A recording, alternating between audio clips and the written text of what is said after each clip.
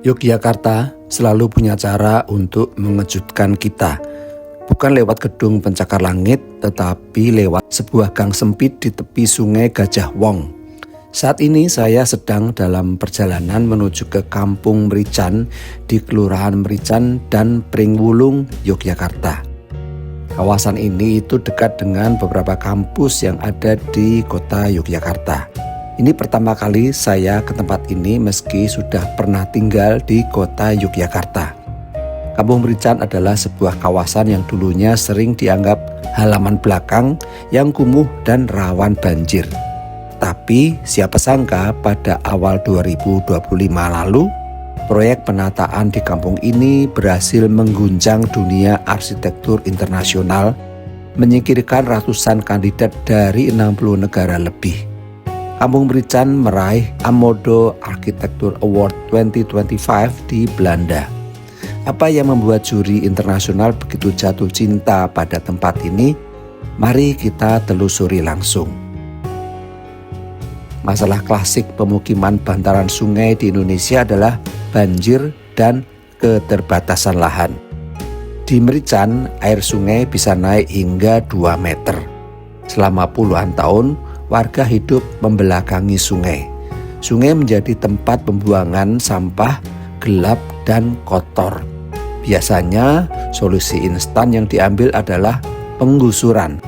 Namun tim arsitek dari SHAU punya pendekatan berbeda.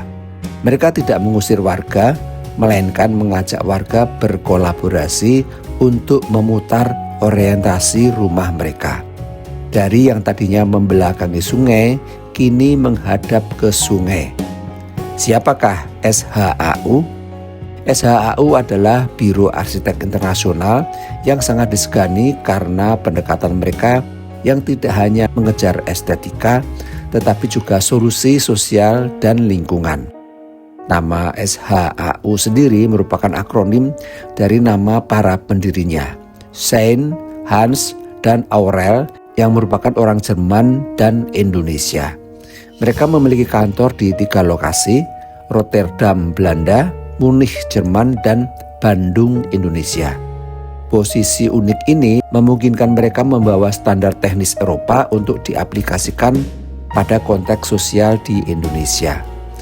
SHAU adalah arsitek spesialis ruang publik yang berhasil membawa standar desain global ke pemukiman bantaran sungai di Yogyakarta. Mereka tidak hanya merancang gedung tetapi merancang ekosistem. Di Kampung Merican terlihat jelas filosofi mereka, yaitu inovatif, menggunakan material sederhana dengan cara yang cerdas, partisipatif, selalu melibatkan warga dalam proses desain agar warga merasa memiliki keberlanjutan, fokus pada ventilasi alami, pencahayaan matahari, dan integrasi dengan alam. Secara teknis, intervensi yang dilakukan disebut urban akupunktur atau akupunktur kota. Tim arsitek menanamkan jarum-jarum perubahan di titik strategis. Pertama, penguatan tebing sungai dengan seat piling untuk mencegah longsor. Di atasnya dibangun jalan inspeksi selebar 3 meter. Jalur ini adalah kunci. Di bawah jalan yang kita injak ini terdapat sistem drainase dan saluran limbah yang terintegrasi, memastikan limbah rumah tangga tidak lagi langsung terjun ke sungai. Lihat juga detail penutup lubang got atau manhole-nya. Alih-alih dibiarkan polos, mereka mendesainnya dengan pola permainan tradisional engklek.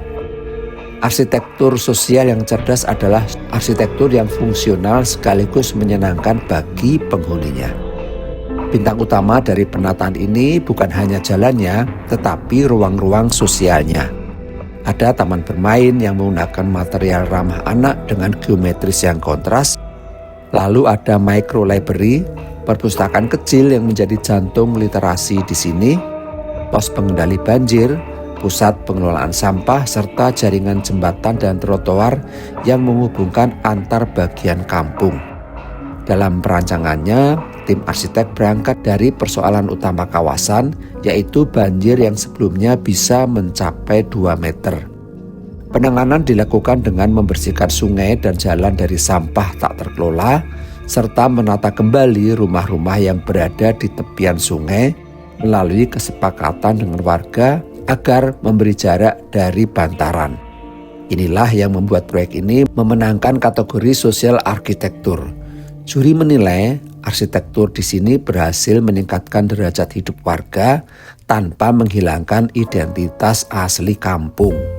Uang hadiah sebesar 150.000 euro atau sekitar 2,5 miliar rupiah dari Amodo Award pun kini dipersiapkan untuk fase kedua. Dana ini bukan untuk kantong arsitek, melainkan hibah untuk membangun panel surya, sistem irigasi otomatis bagi kebun warga, dan memperluas area perpustakaan. Pengerjaan fisik untuk penataan kawasan Kampung Merican ini dimulai resmi pada tahun 2021. Proyek ini merupakan bagian dari program NSUP atau National Slum Upgrading Program, atau yang lebih dikenal di Indonesia sebagai program Kotaku, Kota Tanpa Kumuh, yang dikelola oleh Kementerian PUPR. Proyek dimulai pada 2020, tahap sosialisasi dan negosiasi intensif dengan warga. Ini adalah tahap paling krusial karena warga harus sepakat untuk memundurkan rumah mereka secara sukarela demi jalur inspeksi. Tahun 2021 dimulai dengan pengerjaan konstruksi fisik fase pertama, termasuk pemasangan seat pile dan pembangunan jalan inspeksi sepanjang 1,2 km. Tahun 2022 penyelesaian infrastruktur utama dan fasilitas sosial seperti taman bermain dan ruang publik. Tahun 2023 hingga 2024 masa pemanfaatan oleh warga dan evaluasi dampak lingkungannya. Tahun 2025, proyek ini mendapatkan pengakuan internasional lewat Amodo Architecture Award. Tahun 2026 ini persiapan untuk proyek fase 2 yang akan didanai oleh hadiah tersebut. Perubahan drastis yang Anda lihat dari foto kumuh ke foto rapi tersebut memakan waktu sekitar 1 hingga 2 tahun pengerjaan fisik. Namun proses sosialnya, yaitu mengajak warga setuju, sebenarnya sudah dimulai jauh sebelum batu pertama diletakkan. Saat saya berkunjung ke sini pada Maret 2026, suasana tampak sangat tenang. Mungkin banyak yang bertanya, mana pembangunan fase 2-nya? Perlu kita pahami, dana hibah internasional memiliki prosedur yang ketat.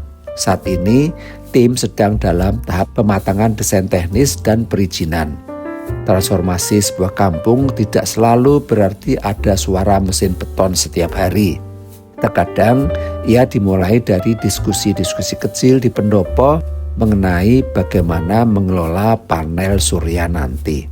Berdasarkan data teknis dari proyek Kampung Merican fase pertama yang dikerjakan oleh SHAU, sepanjang bantaran sungai Gajah Wong yang ditata membentang sejauh 1,2 km.